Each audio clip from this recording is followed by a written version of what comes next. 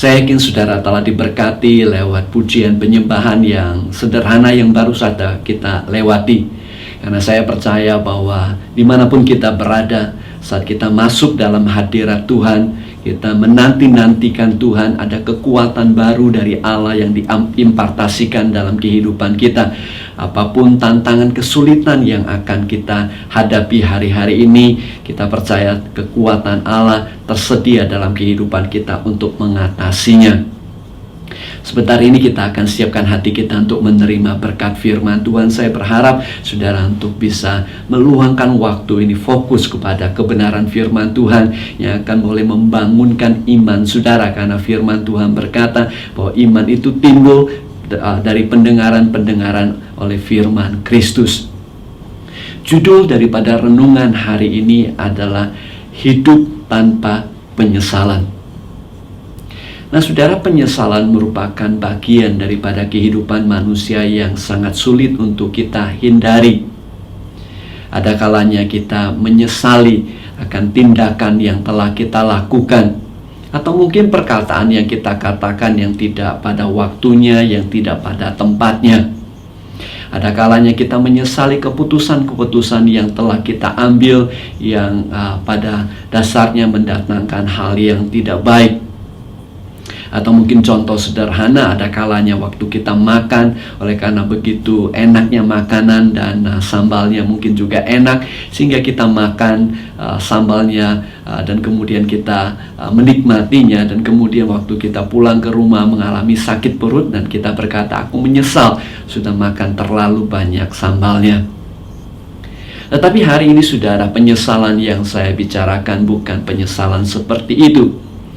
Penyesalan yang ingin saya sampaikan kepada saudara adalah di mana di akhir daripada kehidupan manusia di muka bumi ini, dan kemudian pada saat sudah akan meninggalkan dunia ini, ada timbul suatu penyesalan dalam kehidupan oleh karena telah menjalani kehidupan ini dengan hal yang tidak baik. Dan penyesalan yang mungkin pada waktu kita bertemu dengan Tuhan muka dengan muka, di mana orang itu merasa malu dan merasa tidak berani untuk bertemu dengan Tuhan karena begitu banyaknya penyesalan dalam kehidupannya. Nah saudaraku yang kekasih dalam Tuhan, penyesalan yang sedang kita bicarakan adalah kehidupan kita, di mana kita sudah hidup sesuai dengan apa yang Tuhan kehendaki dalam kehidupan kita. Dan salah satu kuncinya untuk mengatasi penyesalan kehidupan adalah memiliki roh yang mau diajar atau teachable spirit. Ini tidak berbicara mengenai kemampuan mental kita dan tidak berbicara mengenai kompetensi dalam kehidupan kita, tetapi berbicara mengenai sikap hati kita yang selalu mau belajar dan mau diajar. Dan itu merupakan kunci dalam kehidupan kita untuk bisa memiliki kehidupan yang tidak menyesal di akhir kehidupan kita, waktu kita bertemu dengan Tuhan muka dengan muka. Nah saudara, sikap hati yang mau belajar itu sangat penting ditunjukkan, baik itu dalam kehidupan secara alami atau jasmani maupun dalam kehidupan rohani. Oleh karena sikap hati yang selalu mau belajar dan diajar bisa menentukan akan kemajuan dalam kehidupan kita ini. Salah satu contohnya adalah seorang yang sangat terkenal, Leonardo da Vinci. Beliau adalah seorang seniman yang sangat terkenal. Beliau juga adalah seorang saintis, ilmuwan yang sangat terkenal. Mungkin saudara seringkali mendengar mengenai lukisan Mona Lisa yang terkenal di seluruh dunia. Itu salah satu karya yang terkenal daripada Leonardo da Vinci. Beliau juga seorang ilmuwan yang sangat luar biasa, banyak dikagumi orang pada waktu masa dia masih hidup, bahkan pada masa sekarang ini. Salah satu orang yang sangat mengagumi beliau adalah Bill Gates. Bill Gates pernah membeli salah satu catatan dari Leonardo da Vinci yang dibeli pada waktu itu dengan uang yang cukup banyak. Kalau tidak salah Nah, nama dari catatan Leonardo da Vinci itu adalah Codex Leicester. Nah, yang ditulis atau merupakan karya daripada Leonardo da Vinci pada awal abad yang ke-16. Nah, Bill Gates begitu kagum sama dia, dan kemudian salah satu yang ungkapan daripada Bill Gates mengenai Leonardo adalah demikian. Dia katakan mengenai Leonardo, "I have been fascinated by Da Vinci's work since I was 10. Leonardo was one of the most amazing people who ever lived. He was a genius in more fields than any scientist of any age, and he was an astonishing painter and sculptor. His notebooks were hundreds of years ahead of their time. They anticipated submarines, helicopters, and other modern inventions." Bill Gates mengatakan, dan dia mengagumi Leonardo, dan mengatakan bahwa beliau adalah seorang ilmuwan yang sangat dikagumi, bahkan memiliki pemikiran yang ratusan tahun ke depan. Mereka mengantisipasi mengenai penemuan helikopter, kapal selam, dan penemuan-penemuan modern lainnya yang kita nikmati sekarang ini. Dan beliau ini adalah seorang yang luar biasa. Nah, semua ini bisa terjadi oleh karena Leonardo da Vinci terkenal sebagai seseorang yang suka belajar dan memiliki sikap hati yang selalu mau belajar.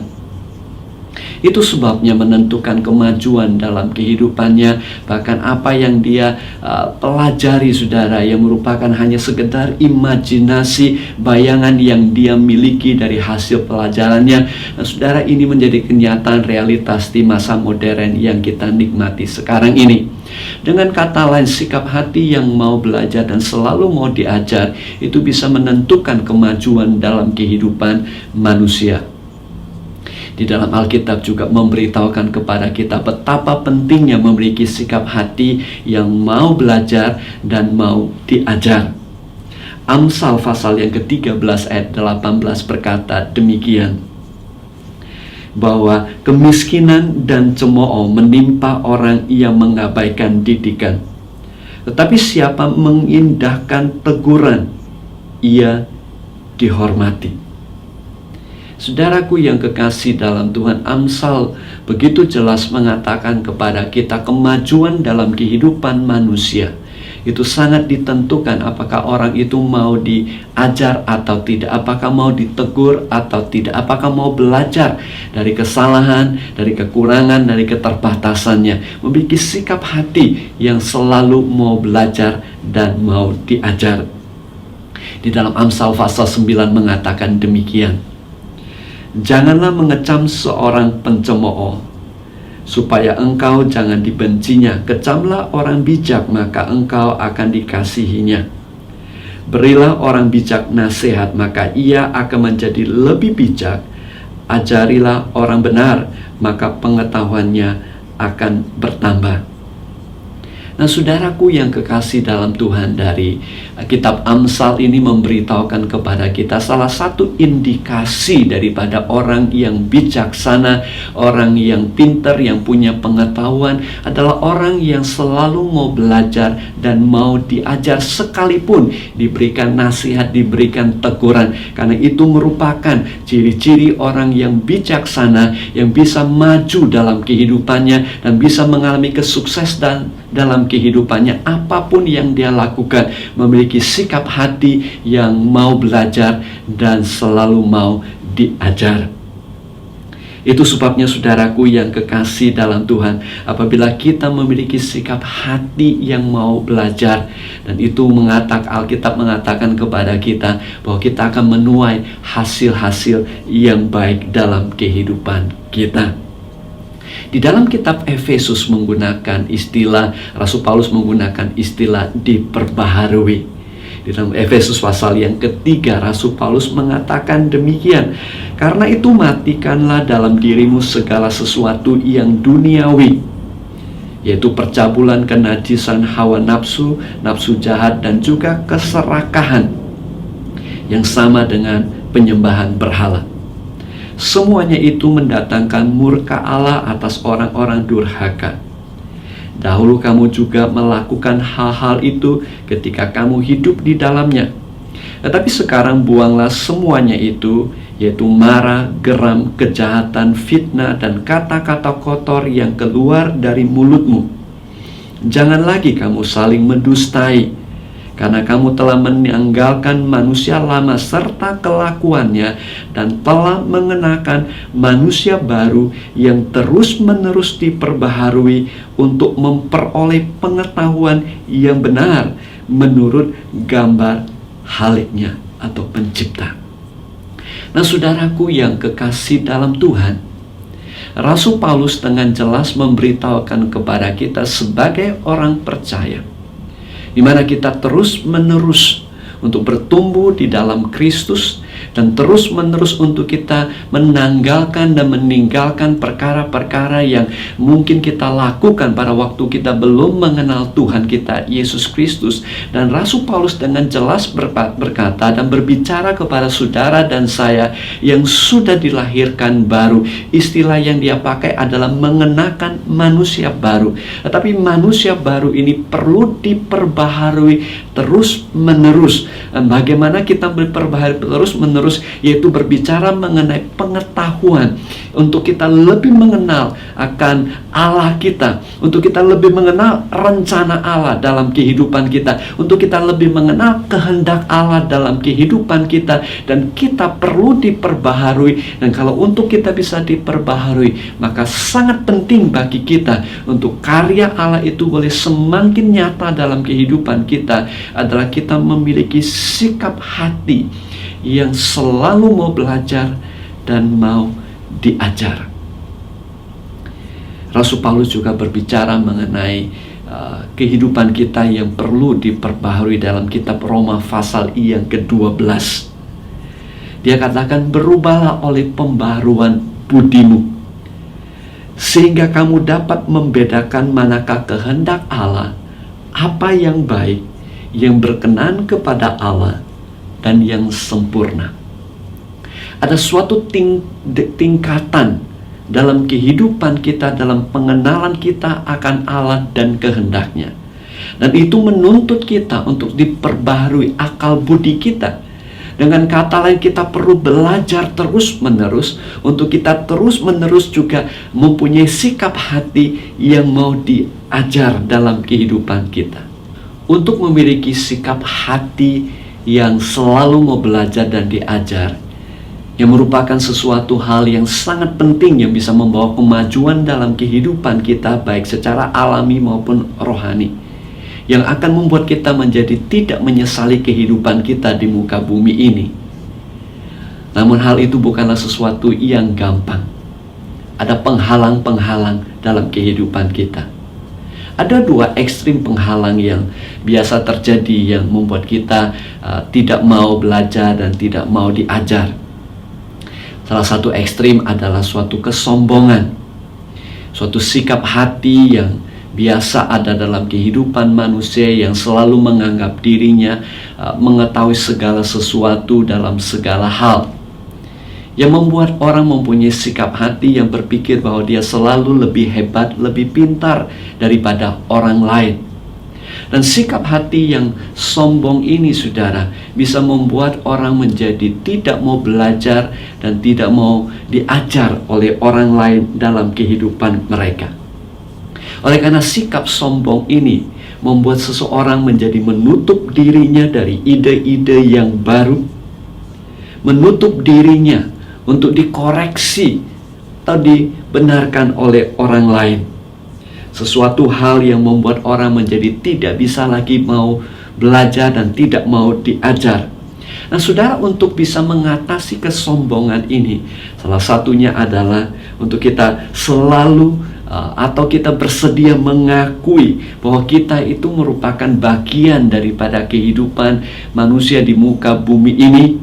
bahwa kita ini terbatas, kita butuh orang lain, kita butuh pengetahuan orang lain, kita butuh pengalaman orang lain, kita butuh masukan, kita butuh pengetahuan daripada orang lain yang bisa membantu kita untuk mengatasi akan tantangan kesulitan yang ada dalam kehidupan kita, menyadari bahwa kita tidak memiliki semua pengetahuan yang kita butuhkan. Nah, yang terutama adalah bahwa kita membutuhkan Tuhan dalam kehidupan kita. Pandemik yang sedang terjadi ini sudahlah semestinya menyadarkan manusia bahwa kita ini sangat terbatas dengan segala kemajuan, pengetahuan, fasilitas, ilmu teknologi yang dimiliki oleh manusia saat ini. Dengan semua orang ilmuwan, dokter, ahli medis yang sangat pintar di muka bumi ini, sekalipun virus yang kecil yang tidak bisa dilihat dengan kasat mata, itu menjadi suatu tantangan bagi mereka untuk bisa mengatasinya. Itulah keterbatasan daripada manusia.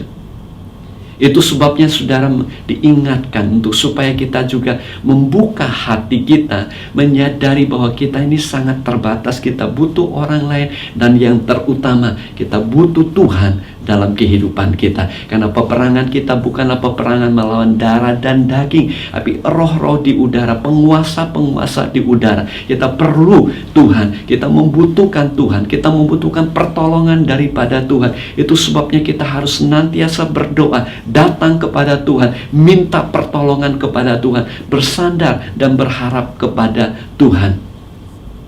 Hal yang kedua untuk mengatasi kesombongan dalam kehidupan manusia adalah memiliki sikap hati yang senantiasa mengucap syukur kepada Tuhan. Suatu sikap hati yang menyadari bahwa segala yang kita miliki, keberhasilan pencapaian kita, semata-mata adalah kasih karunia daripada Tuhan yang memberikan kemampuan, yang memberikan talenta, yang memberikan kesempatan bagi kita untuk mencapai keberhasilan kita. Di dalam firman Tuhan mengingatkan kepada kita dalam 1 Tesalonika pasal 5 ayat yang ke-18 berkata, mengucap syukurlah senantiasa dalam segala hal, karena itulah yang dikehendaki Allah bagi setiap saudara dan saya yang percaya kepada Tuhan Yesus Kristus. Di salah satu pertandingan Miss Universe di final, salah satu finalis dari Angola yang bernama Leila Lopez ditanya oleh salah satu jurinya yang bertanya kepada dia, jika engkau mempunyai kemampuan untuk mengubah keberadaan fisikmu, hal apakah yang akan engkau ubah? Salah satu finalis daripada Miss Universe itu, Leila Lopez itu berkata demikian. Dia katakan, aku mengucap syukur kepada Tuhan yang telah menciptakan saya sebagaimana adanya, dan saya puas dengan ciptaan Tuhan, dan saya tidak akan merubah apapun dalam hidup saya. Jawaban itu mendapatkan apresiasi daripada semua penonton di ruangan itu, sampai mereka berdiri dan sambil tepuk tangan. Oleh karena sang finalis ini memiliki sikap hati yang mengucap syukur akan keberadaan, akan kehidupan yang telah Tuhan berikan kepada dia. Demikian juga saudara dan saya, dengan ketidaksempurnaan apapun dalam kehidupan kita, marilah kita memiliki sikap hati yang mengucap syukur, karena itu membantu kita untuk mengatasi kesombongan dalam hidup kita, yang selanjutnya membantu kita terbuka untuk diajar dan juga belajar, sehingga kita bisa mengalami kemajuan dalam kehidupan kita. Nah saudara, hal yang ketiga yang sangat penting untuk bisa mengatasi kesombongan dalam kehidupan kita adalah jangan terlalu serius dengan dirimu. Istilah bahasa Inggris adalah don't take yourself too seriously, atau mungkin ungkapan love it yourself, Ya, tertawakan dirimu dari waktu ke waktu, karena ada kalanya sebagai manusia yang hidup di muka bumi ini kita bisa melakukan kesalahan, kita bisa melakukan mungkin juga tindakan yang konyol, mungkin perkataan yang konyol yang kadang-kadang keluar dari mulut kita, yang kadang-kadang tidak bisa terhindari. Dan bagi kita, saudara, daripada kita menyiksa diri kita dan kemudian kita menghukum diri kita, ada kalanya sangat penting bagi kita juga untuk kita menertawakan diri kita. Betapa konyolnya kita ada kalanya. Dan hal itu, saudara, akan membantu kita menjadi lebih rileks, untuk membantu kita juga terbuka untuk menerima koreksi, untuk menerima sesuatu yang untuk masukkan dalam kehidupan kita, sehingga kita bisa bertindak lebih baik lagi. Untuk hal itu sangat penting untuk kita bisa mengikis kesombongan yang ada dalam kehidupan kita. Nah, saudara, penghalang yang kedua, yang ekstrim satu lagi daripada kesombongan, adalah keputusasaan dalam kehidupan kita. Di mana mungkin ada kesalahan yang telah kita lakukan, mungkin ada keputusan yang salah yang telah kita lakukan, mungkin ada kegagalan, mungkin ada kesalahan dalam kita mempersiapkan diri kita, dan kita tidak mengantisipasi pandemik yang sedang terjadi ini, dan mungkin mendatangkan begitu banyak penderitaan dalam kehidupan kita, dan hal itu bisa membuat orang menjadi putus asa, di mana membuat orang itu berhenti untuk mencoba lagi, berhenti untuk berusaha lagi, berhenti untuk belajar, dan berhenti untuk diajar oleh orang lain, dan berhenti untuk mencari solusi lagi. Nah, saudara, untuk mengatasi keputusasaan dalam kehidupan kita, maka tidak ada cara yang lain kecuali kita kembali kepada firman Tuhan, beriman kepada Tuhan yang selalu menepati janjinya, di mana kebenaran firman Tuhan memberitahukan kepada kita bahwa Allah merencanakan masa depan yang penuh pengharapan bagi orang-orang yang mengasihi Dia, bagi umatnya. Oleh karena Allah kita adalah Allah yang mengasihi, yang selalu menepati janjinya. Nah, kita percaya, saudara, bahwa Allah turut bekerja di dalam segala sesuatu untuk mendatangkan kebaikan bagi orang-orang yang mengasihi Dia. Sementara kita mungkin mengalami tantangan, kesulitan, kegagalan, dan kesalahan, kita menyesali apa yang kita telah lakukan, mendatangkan mungkin hal-hal yang menyakitkan dalam kehidupan kita. Tetapi jangan izinkan keputusasaan terjadi dalam hidup Anda untuk berkepanjangan dalam kehidupan ini. Karena dengan demikian, saudara, kita akan berhenti belajar, kita akan berhenti untuk mencari solusi, kita akan berhenti untuk mencoba lagi. Dan itu, saudara, menjadi sesuatu penghalang dalam kehidupan kita untuk memiliki sikap hati yang selalu mau belajar dan mau diajar dalam kehidupan kita ini. Firman Tuhan mengingatkan kepada kita bahwa pencobaan-pencobaan yang kamu alami ialah pencobaan-pencobaan biasa yang tidak melebihi kekuatan manusia. Firman Tuhan berkata, sebab Allah setia, dan karena itu Ia tidak akan membiarkan kamu dicobai melampaui kekuatanmu. Dan itu adalah kebenaran firman Tuhan. Rasanya sangat berat saat ini, rasanya tidak mungkin lagi ada jalan keluar, rasanya tidak mungkin lagi bisa bertahan. Tapi percayalah kepada firman Tuhan, keluar dari keputusasaanmu, karena janji dari firman Tuhan kepada saudara dan saya, pencobaan apapun yang Anda lalui tidak melampaui kekuatan Anda, karena Allah selalu ada dalam hidup Anda untuk memberikan kekuatan yang baru yang memampukan saudara untuk mengatasi kesulitan tantangan dalam hidup ini. Itu sebabnya jangan putus asa. Percaya kepada firman-Nya, percaya kepada Allah yang sanggup melakukan segala perkara. Nah, saudara yang kekasih dalam Tuhan, ada beberapa hal yang Tuhan senantiasa lakukan dalam kehidupan kita untuk mengajar kepada kita. Dan itu sebabnya kita harus membuka hati kita untuk senantiasa mau menerima apa yang Tuhan ingin lakukan dalam kehidupan kita. Nah, salah satu cara Tuhan mengajar kita adalah lewat firman-Nya. Alkitab berkata demikian, bahwa segala tulisan yang diilhamkan Allah memang bermanfaat untuk mengajar, untuk menyatakan kesalahan, untuk memperbaiki kelakuan, dan untuk mendidik orang dalam kebenaran. Dengan demikian tiap-tiap manusia kepunyaan Allah diperlengkapi untuk setiap perbuatan baik.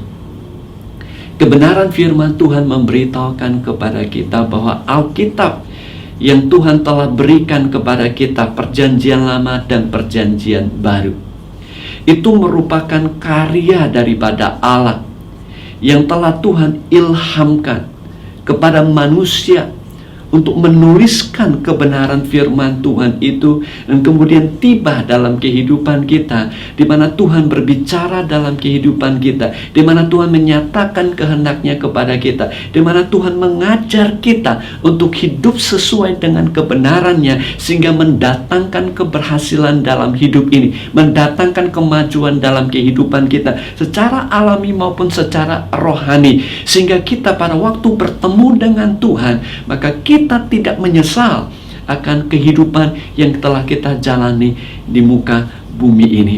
Itu sebabnya sangat penting bagi saudara, meskipun belum ada kebaktian, tapi sudah bisa kebaktian online seperti ini. Itu sebabnya sangat penting dalam waktu-waktu yang luang yang begitu banyak, saat-saat seperti ini, saudara meluangkan waktu untuk membaca firman Tuhan, merenungkan firman Tuhan, bahkan belajar firman Tuhan dengan sungguh-sungguh. Dengan kata lain, saudara menggali kebenaran firman Tuhan yang ada di Alkitab. Saudara teliti kembali, saudara mendengarkan kembali kebenaran firman Tuhan yang ada.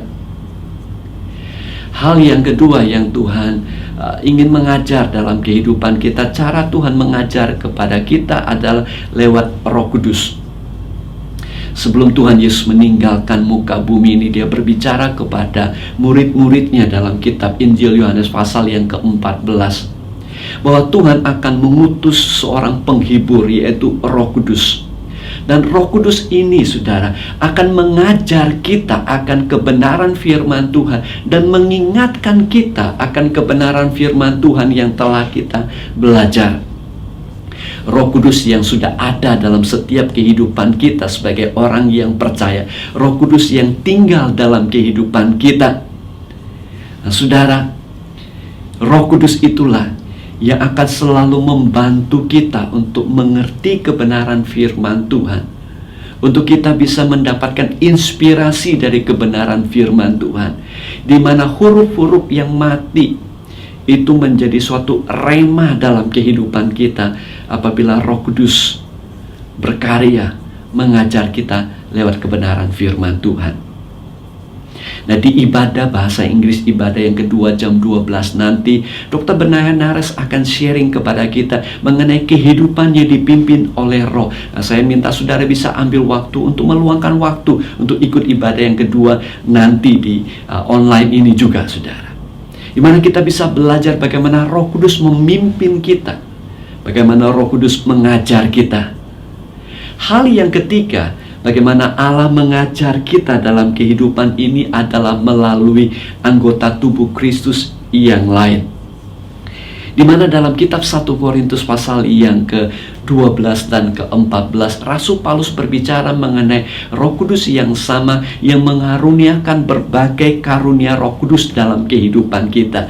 Tidak ada satu orang pun di muka bumi ini yang memiliki semua karunia daripada Roh Kudus. Sebagai tubuh Kristus, kita membutuhkan satu dengan yang lain. Bahkan mungkin yang kita anggap tidak penting, mungkin kita anggap orang yang tidak mungkin punya pengaruh dan tidak punya posisi, tetapi Alkitab mengajarkan kepada kita. Masing-masing anggota tubuh Kristus telah diberikan karunia-Nya masing-masing untuk kepentingan bersama, untuk kita membangun satu dengan yang lain. Nah, saudaraku yang kekasih dalam Tuhan, pada masa-masa sekarang ini mungkin kebaktiannya tidak bersama-sama, mungkin tidak berkumpul bersama-sama. Kita merasa bahwa seolah-olah gereja itu tidak penting. Kita merasa seolah-olah tubuh Kristus itu tidak penting. Oh, tidak demikian, saudara. Untuk kita bisa berada dalam keadaan di mana yang Tuhan kehendaki bagi kita sebagai gereja, orang Kristen bisa menjadi saksi yang penuh dengan kuasa, menjadi terang dan garam